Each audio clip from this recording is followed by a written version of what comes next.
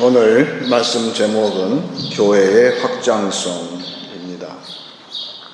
우리가 잘 아는 마틴 루터의 초상화 보신 분이 많이 있을 텐데, 그 초상화는 한창 종교개혁에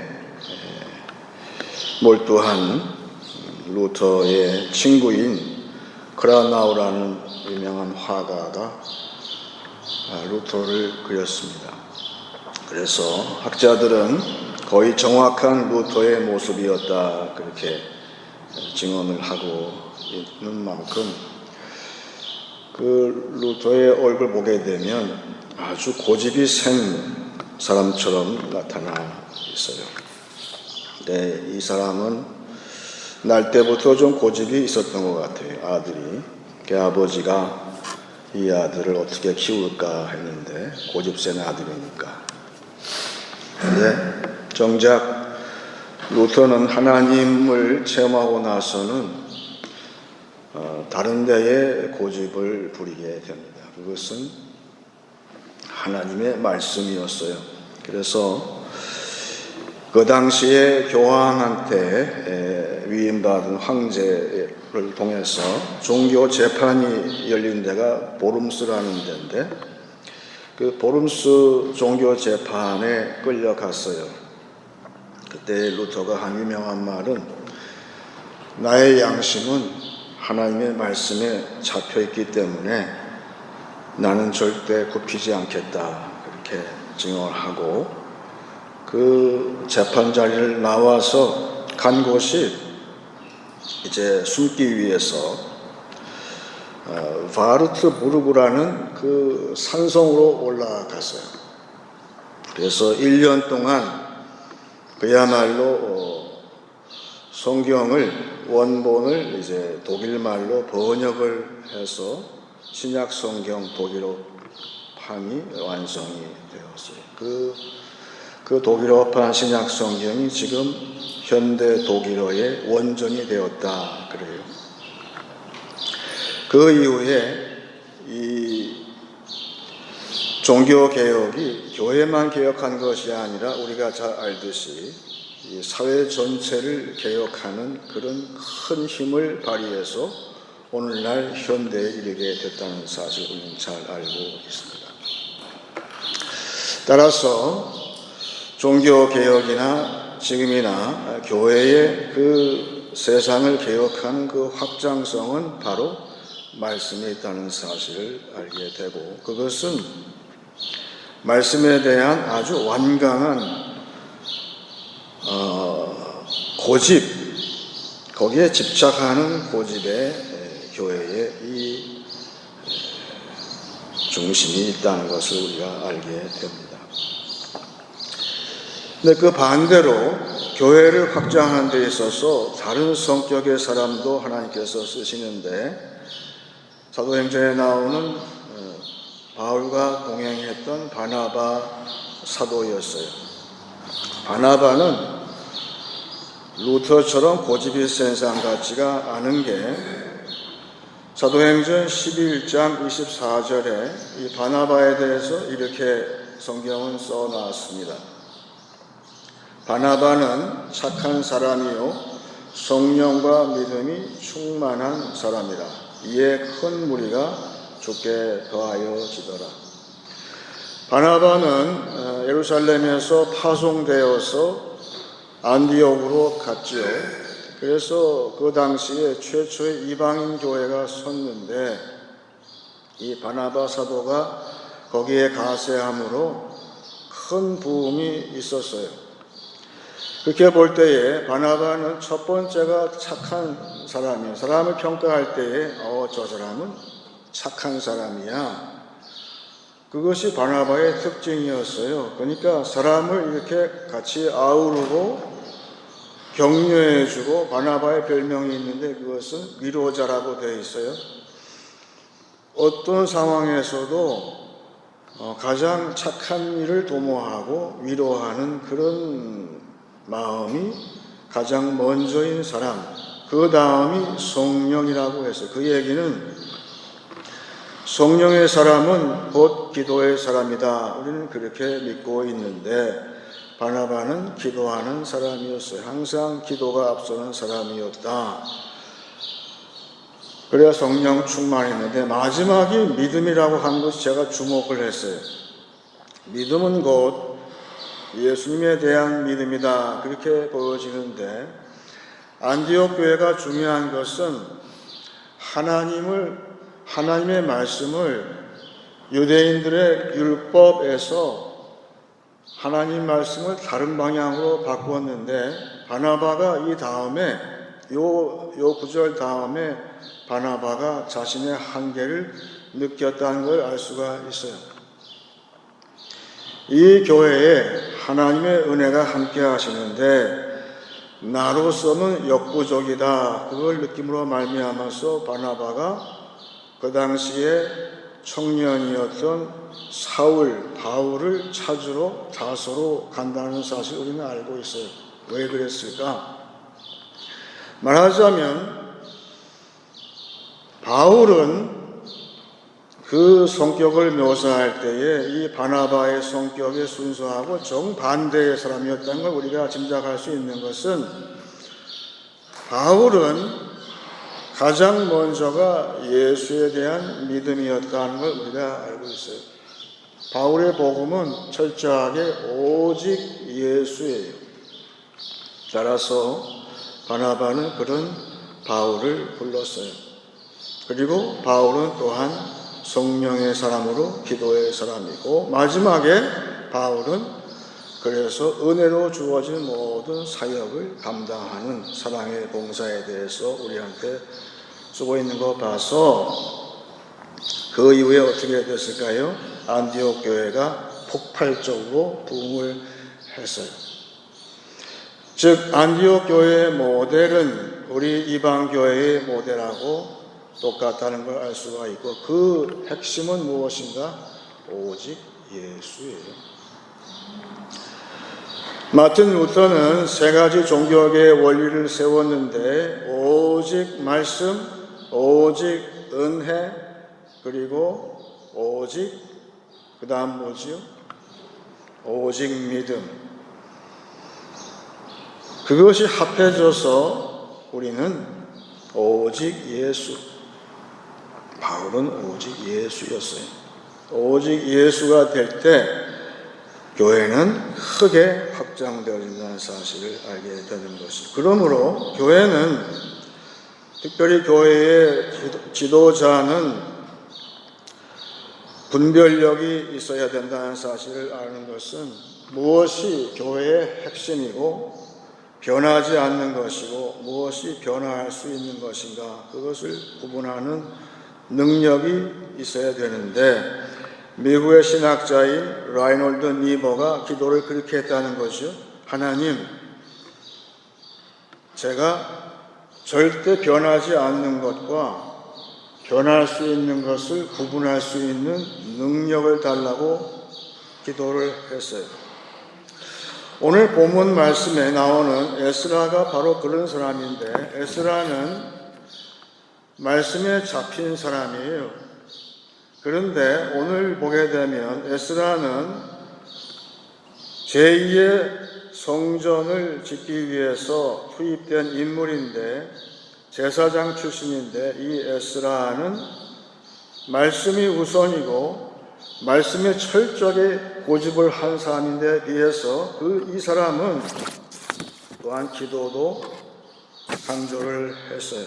오늘 말씀 에스라 8장 15절 보겠습니다. 내가 무리를 아하와로 흐르는 강가에 모으고 거기서 3일 동안 장막에 머물며 백성과 제사장들을 살핀즉 그 중에 레위 사람이 한 사람도 없는지라. 여기서 살핀다는 말이 나오고 있습니다.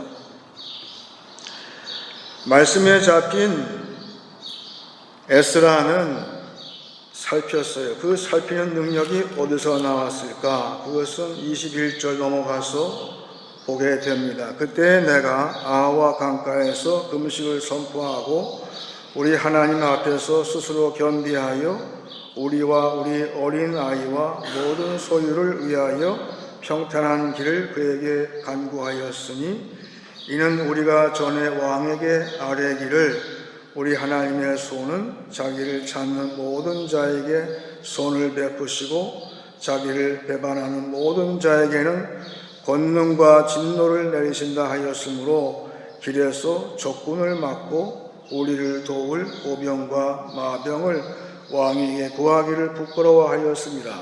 그러므로 우리가 이를 위하여 금식하며 우리 하나님께 간구하였더니 그의 응낙하심을 입었느니라.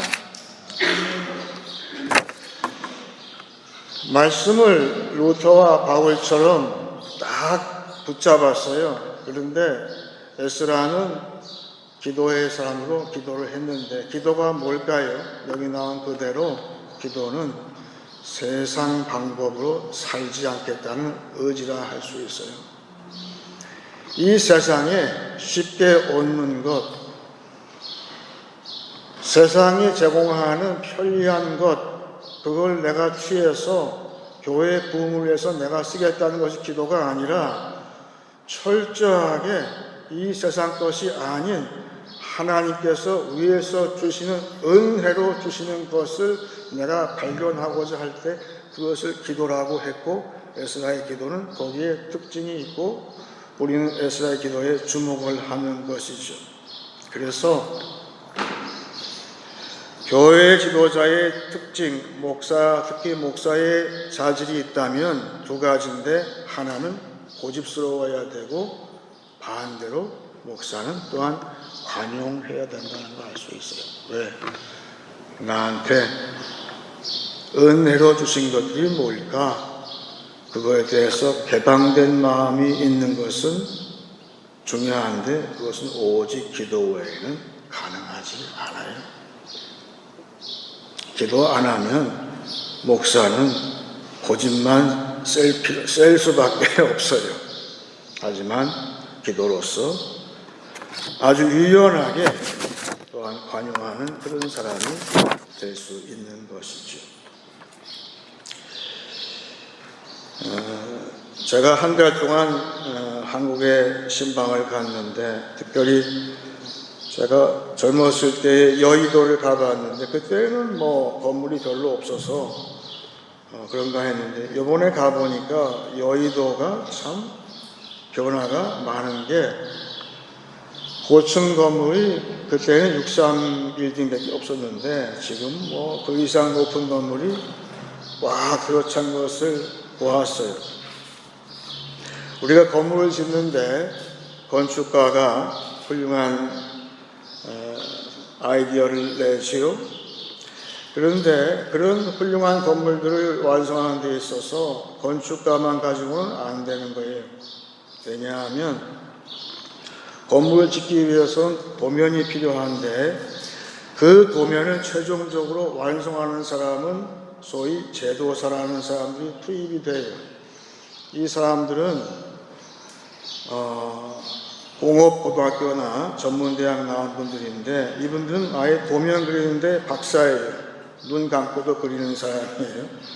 그런 분들이 투입이 돼서 도면을 건축가가 이렇게 그려준 대로 디테일 상세를 다 그려줘야만 이 시공하는 사람들이 지금 그런 훌륭한 건물을 완성할 수가 있는 것처럼,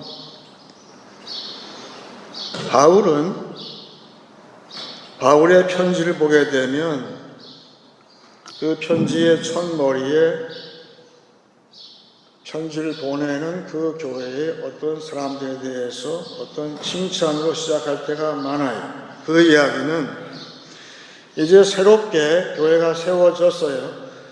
그래서 그 교회의 일꾼들한테 보내는 편지인데, 그 이야기는 하나님이 바울에게 은혜로 붙여준 사람이 있는데, 그 사람들을 활용해서 교회를 세우기 위해서 그 모든 편지를 보냈다는 사실을 우리는 알게 되는데, 오늘 똑같이 에스라가 그러한 일을 하고 있어요. 기도해 보니까 이 성전을 세우는 그 청사진은 나왔어요. 그런데 이거를 성전을 세우고 성전을 운영하는 데 있어서 우리만 가지고는 안 된다는 사실을 이 사람이 안 거예요.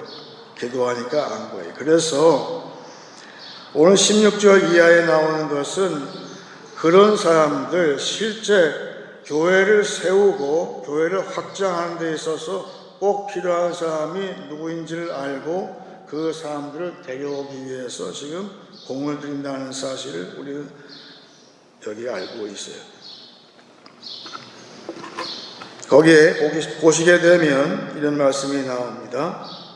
17절에 가시랴 지방으로 보내어 그곳 족장 이또에게 나아가게 하고 이또와 그의 형제 곧 가시바 지방에 사는 느드님 사람들에게 할 말을 일러주고 우리 하나님의 성전을 위하여 섬길 자를 데리고 오라 하였더니 이게 어떻게 가능했을까요? 기도하면 가능해요. 교회 리더십이 기도하게 되면 지금 하나님께서 저 사람들을 우리한테 은혜로 붙여주셨어. 그래서 에스라는 말 주변이 있는 사람한테 말을 넣어줘요. 그래 가서 이러이러하게 얘기를 해서 그 사람들을 데리고 가라. 그렇게 지금 지시를 하고 있죠. 여기에 나오는 레위 사람, 다음에 나오는 실무적으로 당시에 교회를 위해서 일할 수 있는 그 사람들 이름을 느디님이라고 했어요. 느디님 사람들. 이 뜻이 바로 하나님께서 은혜로 내게 우리 교회에 붙여준 사람들이라는 뜻이에요. 지금도 교회 목회팀은 교회 부흥을 위해서 우리 교회에 붙여준 느드님 사람들이 누구인지를 파악을 하고 그 사람들을 이렇게 물색해서 데리고 오는 이 새로운 사역에 가입하게 하는 그런 노력을 할 필요가 있다는 사실을 우리한테 보여주고 있는 것이죠. 살아계실 때 현대건설을 창립하신 이루어내신 정주영 회장님 계시잖아요. 그분이 중역회의할 때 툭하면 하는 말이 있어요. 자기가 해보지도 않고 아이디어만 내는 중역을 향해서 뭐라고 하냐면 이봐 해봤어? 그러면 쑥 들어가는 거예요. 그 중역이 안 해봤으니까. 철저하게 경험이 있는 사람을 이제 중시했다는 걸 알 수가 있어요. 누가복음 10장 20절에 이런 말씀이 나옵니다. 그때 그러나 귀신들이 너희에게 항복하는 것으로 기뻐하지 말고 너희 이름이 하늘에 기록된 것으로 기뻐하라 하시니라. 누가복음은 특이하게 다른 복음서와 달리 70인을 뽑은 예수님의 이야기가 나와요. 딴 복음에서는 사도만 강조를 한 데 비해서 누가복음에서는 70인을 따로 뽑으셔서 먼저 보내셨다는 걸 알 수가 있고 그 70인들이 하는 역할을 보게 되면 사도하고 별 차이가 없어 보여요. 그 이야기는 사도는 예수님의 중심부에 있는 사람들이고 핵심이었죠. 그런데 70인은 그 외곽을 차지하는 그런 사람들이라는 걸 알 수가 있고 그 사람들이 능력을 받아서 예수님한테 와서 보고를 하는데 예수님 귀신들도 우리한테 항복하더이다 하니까 그때 하신 말씀이 이 말씀이에요. 귀신들이 당신들한테 항복하는 것을 기뻐하지 말고 당신들의 이름이 하늘에 기록된 것으로 기뻐하라. 그 말씀이 무슨 말씀일까? 이스라엘 군대가 무서운 것은 유사시에 모든 백성이 다 군인이 된다는 데 있어요. 다 전쟁 경험이 다 있는 거예요. 한 번씩은 다 싸워본 거예요. 말하자면 이스라엘 군대의 특징은 예비군이 풍성하다는 데 있어요. 우리는 누구입니까? 우리는 은혜로 말씀의 은혜를 받고 또한 은혜로 하나님의 일을 해본 경험이 있는 사람이에요. 그런데 정 회장님이 이봐 해봤어 하는 것도 참 대단한 말이지만 내가 우쭐해가지고 내가 해봐서 아는데 내가 과거에 하나님의 일을 해봐서 아는데 그리고 남의 하는 것을 무시한다면 그 사람은 하나님께서 쓰실 수가 없어요. 그리고 과거에 내 하나님의 사역의 경험을 앞세우고 속마음에 현재 일하고 있는 교회의 그 리더십에 불만 있는 사람도 우리 아는 대로 포도원, 농부, 일꾼 비유에서 알 수 있듯이 하나님은 불만이 있는 사람은 아무리 경험이 많아도 쓰실 수가 없다는 사실을 우리가 잘 알고 있어요.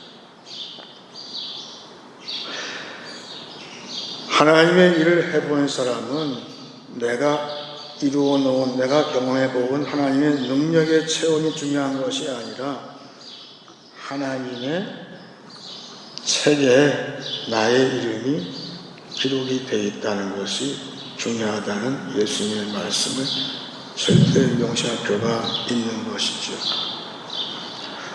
하나님은 지금도 그런 예비된 사람을 쓰고 계시는데 오늘 말씀 보게 되면 정확하게 에스라가 그런 사람을 찾고 있어요. 20절에 다윗과 방백들이 레위 사람들을 섬기라고 준 느디님 사람 중 성전 일꾼은 220명이었는데 그들은 모두 지명받은 이들이었더라. 이것을 에스라가 귀하게 본 거예요. 하나님의 명부에 기록이 되어 있는 사람들, 느디님 사람들 220명 많죠. 이제 하나님의 은혜로 이스라엘이 멸망했는데 가장 하층 계급이라 할 수 있는 성전에서 일을 하는데 가장 허드렛 일을 하는 사람, 그 계층. 하지만 그 사람들이 아니면 성전이 돌아가지 않는 그런 느린 사람을 하나님은 남겨두신 거예요. 대단하죠. 바벨론 왕이 포로를 끌고 갈 때 그 사람들은 예의를 한 거예요. 남겨두신 거예요. 이제 드디어 몇십 년 후에 에스라가 그것을 착안해서 그 사람을 데리고 와서 이 제2성전을 건축하는 데에 쓰임받게 했다는 사실, 놀라운 그 기도의 사람 에스라의 모습을 보게 되는 것이죠. 그래서 지금도 우리는 우리 자신이 겸손하고 또한 겸손해서 내가 하나님의 일을 해봤지만 중요한 것은 나의 이름이 하나님의 책에 기록이 되어 있다는 사실을 내가 감사하고 있을 때, 때가 되면 나를 하나님께서 쓰신다는 것을 알 수가 있고, 에스라는 그런 사람들, 그 말씀에 딱 잡히고 기도로 관용해서 그런 외곽에 있는 그런 사람들 다 이렇게 모아서 큰 성전 건축 작업을 완성을 했듯이 지금도 교회의 리더십은 그런 사람들을 은혜로 붙여주시고 하나님께서 예비하신 사람들을 모아서 이제 교회를 부흥하는 데에 다 쓰임받게 하는 그러한 일을 할 수가 있는 것이죠. 이제 말씀을 정리하겠습니다. 말씀은 교회 확장성의 근거입니다. 예수 중심의 교회는 기도로 확장될 것입니다. 교회의 리더십은 고집과 관용이 같이 가야 합니다. 기도를 통해 내게 은혜로 붙여주시는 사람을 만나게 됩니다. 말씀을 더욱 의지하고 기도로 하나님의 예비하심에 마음이 열림으로 교회 확장을 이루어내는 한 주간 되시길 축원합니다. 이제 찬송 200장 같이 하겠습니다. 달고 오묘한 그 말씀.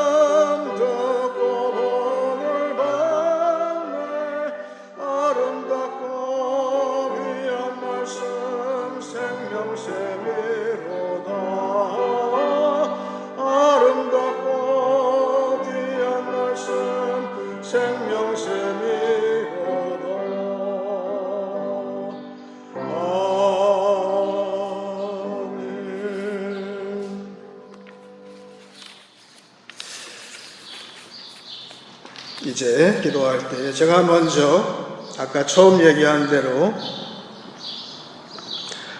마틴 루터가 그 보름스 종교 재판에서 마지막으로 증언한 말씀을 읽고 같이 기도하기 원합니다. 내 양심은 하나님의 말씀에 사로잡혀 있습니다. 나는 아무것도 초래할 수 없고 또 그럴 생각도 없습니다. 왜냐하면 양심에 반해서 행동하는 것은 안전하지도 못할 뿐만 아니라 현명한 일도 아니기 때문입니다. 하나님이여 이 몸을 도우소서. 아멘. 다 같이 기도하겠습니다.